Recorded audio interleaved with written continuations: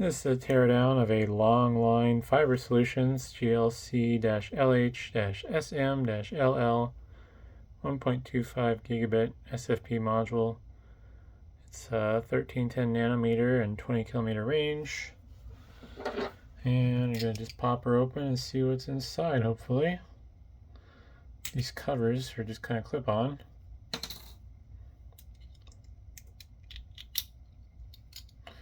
The housing itself is cast aluminum.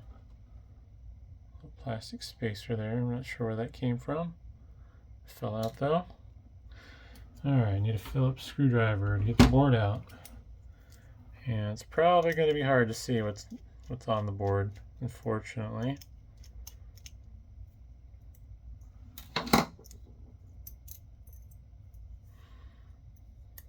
The mechanism there for the retention, keep it in slot. It's actually really cool how intricate this housing is. I wonder, I don't see any obvious machining marks. I wonder if they actually cast this in one piece or if they cast it and then machined it. Maybe they cast it then machined it and sandalized it? I don't know. I don't know why they'd bother.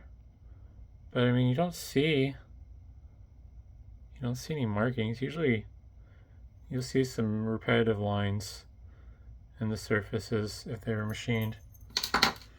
But so I don't know for certain, but I suspect the laser itself is a metal module because it's going to generate heat, and that housing would keep it cool, and the little plastic thing is the receiver.